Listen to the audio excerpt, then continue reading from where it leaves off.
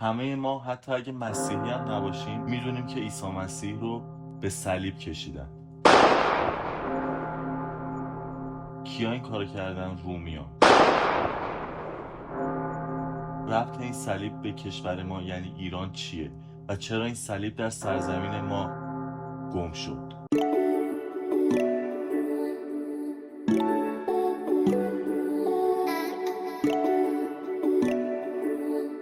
رازنامه تاریخ. سلام دوستان، امیر رضوی هستم. با یه قسمت دیگه از برنامه رازنامه تاریخ خدمت شما هستیم. امروز میخوایم راجع به صلیب راستین و گم شدنش در کشور عزیز ما ایران برای شما صحبت کنیم. صلیب راستین در واقع همون صلیبیه که عیسی مسیح پیامبر دین مسیحیت باهاش به صلیب کشیده شد. مطمئنم که خیلی از شما با خودتون فکر میکنین که خب ربط این صلیب به ایران چیه؟ بهتون پیشنهاد میکنم اگه به این موضوع علاقه دارید تا آخر ویدیو با ما همراه باشید. قبل از اینکه وارد ادامه روایت بشیم باید خاطر نشان کنم که اگه به چنین ویدیوهای علاقه دارین لایک کنید، سابسکرایب یادتون نره، علامت زنگوله هم حتما فشار بدین که ویدیوهای بعدی رو از دست ندید.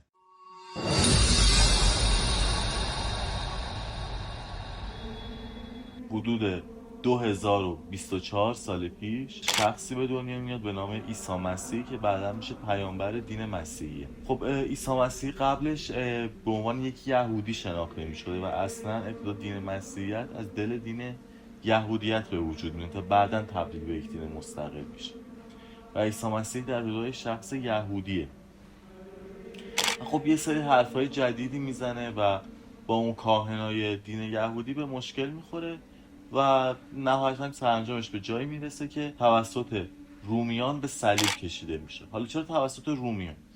اون منطقه اون زمانی که عیسی مسیح زندگی میکرده تحت سلطه امپراتوری روم بوده و رومیان دینشون یه دین کاملا متفاوتی بوده با مردمان فلسطین امروز. یعنی چی؟ یعنی رومیان خدایان خودشون داشتن، در واقع همون خدایان یونانی بودن که تبدیل شده بودن به خدایان رومی.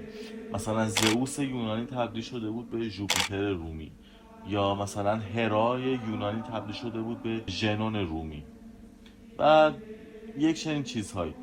خب حالا ما زیاد وارد این جزئیات نمیخوایم بشیم، فقط میخوام در این حد بدونیم که امپراتوری روم یک دین کاملا متفاوت با اون دینی داشت که عیسی مسیح پیروش بود. خب نتیجه این شد که عیسی مسیح به صلیب کشیده بشه. موردی که دین مسیح داشت و تا اون زمان سابقه نداشت این بود که پیام مسیح پیامی بود برای تمامی ملل ها. تا قبل از اون هر ملتی دین مخصوص به خودش رو داشت. یونانی ها خدایان خودشون رو داشتن، رومی ها هرچند خدایانشون همون خدایان یونانی بودن ولی خب نام های رومی گرفته بودن.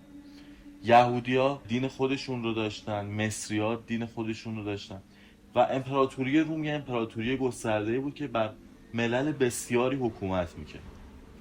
خب این امپراتوری که بر ملل بسیاری داره حکومت میکنه نیاز داره که یه هویت واحد و مشترک برای تمامی این اقوام به وجود بیاره و خب اون موقع نقش دین خیلی پررنگ‌تر از الان بوده و مهمتر بوده و یه مدت بعد امپراتوران رومی احساس کردند که یه آیین جدید باید آیین رسمی دولت روم بشه که تمامی مردمان این سرزمین رو در بر بگیره.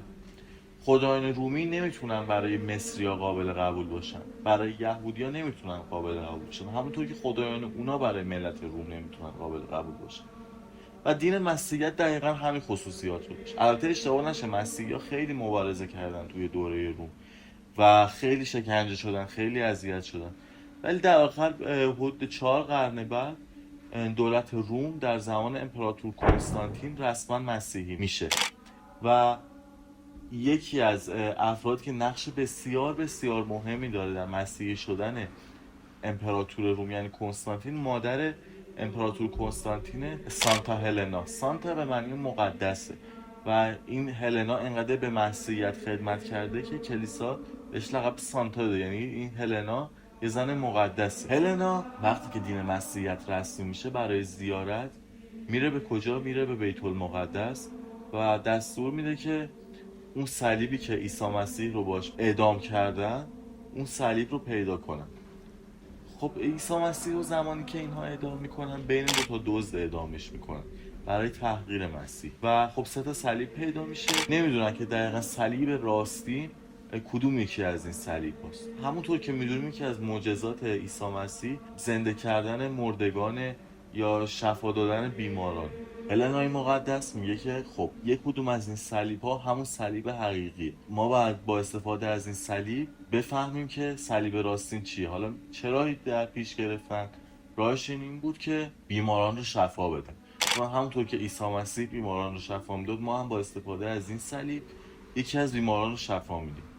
و افسانه ها میگن که یک پیرزن رنجور و ناتوانه و رو به موت بیان پیش هلنای مقدس و سایه 3 تا صلیب رو روی این پیرزن میندازن و یکی از این سایه ها پیرزن رو شفا میده و اونجاست که میفهمن که این صلیب در واقع همون صلیب راستینه. به دستور هلنای مقدس صلیب رو 2 تیکه میکنن، یه تیکش رو برای امپراتور کنستانتین میفرستن و تیکه بعدی رو در همون بیت المقدس میسازن و کلیسایی میسازن بسیار بزرگ به نام کلیسای مزار مقدس. این کلیسا در واقع کجاست؟ همون مکانیه که عیسی مسیح رو به صلیب کشیدن. خب مسیحیت تبدیل میشه به دین رسمی دولت روم. حتما میدونین که رقیب دولت روم دولت ایران ساسانی بوده. بزرگترین رقیبشون ساسانیان بودن که در مرزهای شرقی بودن و خب ساسانیان دین زرتشتی داشتن. تعدادی زیادی از ایرانی‌ها به دین مسیحیت اون زمان گرایش پیدا کرده بودن. از این رو پادشاهان ساسانی یه مقدار با دین مسیحیت چپ افتاده بودن و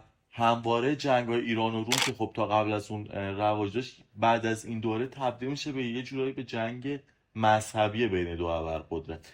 یعنی جنگ دین زرتشتی از یک سو که ایران ساسانی پشتیبانشه و دین مسیحیت از سوی دیگر که روم پشتیبانشه. این 2 تا حکومت درگیر میشن، سالها درگیر داشتن تا میرسه به زمان پادشاهی خسرو پرویز. خسرو پرویز یکی از مشهورترین پادشاهان ایرانه و شاعرای بزرگ ما راجبش شعرها و داستانها سرودن. همون داستان خسرو و شیرین معروف در واقع عشق خسرو پرویز به یک زن مسیحی به نام شیرین.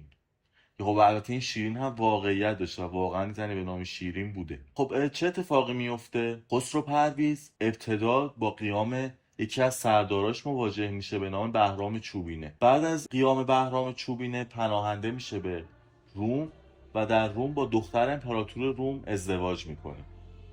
یکی دیگه از زنان خسرو پرویز همین شیرین همونطوری گفتیم مسیحی بوده و مسیحی‌ها در دربار ایران اینجا نفوذ پیدا میکنه و روابط خوب میشه با مسیحیان ولی بعد از یک مدت امپراتور روم که پدرزن خسرو پرویز بوده کشته میشه و شخص دیگه ای روی کار میاد و خسرو پرویز به بهانه خونخواهی پدرزنش به روم حمله میکنه. زمانی که وارد روم میشه به جنگ رومیان رو شکست میده و اورشلیم رو فتح میکنه، بیت المقدس رو. خب بیت المقدس رو فتح میکنه. اینجا چه اتفاقی میفته؟ یهودیای بیت المقدس طرفدار خسرو پرویزن. یهودیا حالا چه اتفاقی رو اینجا افتاده؟ همیشه تو دین مسیحیت یهودیا گناهکارن. چرا؟ چون که یهودیان که عیسی مسیح رو به کشتن دادن. از این رو بعد از مسیحی شدن دولت روم، یهودیا همیشه مورد آزار و اذیت حاکمان رومی قرار میگرفتن. از وقتی خسرو پرویز میاد، یهودی‌ها میرن به استقبال خسرو پرویز. نتیجه دوستی با یهودیان چی میشه؟ نابودی کلیسای مزار مقدس، همون کلیسایی که عیسی مسیح درش به صلیب کشیده شده بود. و صلیب راستین رو خسرو پرویز میاره به ایران به نشانه تحقیر امپراتوری روم و تحقیر مسیحیت و این صلیب وارد ایران میشه. خب این خیلی برای روم ننگ بزرگی بوده و یه تحقیر فوق‌العاده بزرگی برای رومیان و امپراتور جدید روم هراکلیوس قسم میخوره که این انتقام رو حتما از خسرو پرویز بگیره. رومیان طی جنگ‌های بعدی متاسفانه پیروز میشن و وارد ایران میشن و به انتقام این نابودی کلیسای مزار مقدس میان مهمترین و مقدس‌ترین آتشکده ایران که آتشکده آذرگشنست و هنوز هم در شهر تکا بقای اون هست، آتش مقدس رو رومیان خاموش میکنه. بعد از خسرو پرویز قرارداد صلحی با روم امضا میشه و قرار میشه که صلیب راستین رو اینها به روم برگردن و صلیب راستین برمیگرده به روم. همون موقع یه سری گمانه‌زنی ها به وجود میاد که این صلیب واقعی نیست و صلیب واقعی دست خود ایرانی اصلا یه صلیب قلابیه که در واقع به روم تحویلن و هیچ وقت دیگه اون صلیب راستین پیدا نمیشه. مورخای امروزی معتقدند که این صلیب در واقع اون صلیب حقیقی نیست و در واقع شو سیاسی بوده که مثلا هراکلیوس امپراتور روم برای خودش مثلا اعتبار بخره بین مردم روم و خودشون هم میدونستن که اون صلیب یا نابود شده یا ناپدید شده و امروز هم از همون صلیب راستین خبری نیست و ربطش به کشور ما اینه که این صلیب در ایران گم شده و ربطش به کشور ما دقیقا همین ماجرا. به نظر شما این صلیب کجا میتونه باشه؟ تو کدوم یکی از شهرهای ایران؟ اصلا تو جغرافیای ایران هست یا نیست؟ به نظر شما ممکنه این صلیب همین الان وجود داشته باشه و دست یکی از خانواده‌های مسیحی ساکن ایران باشه؟ خب قضاوت رو میذاریم به عهده شما.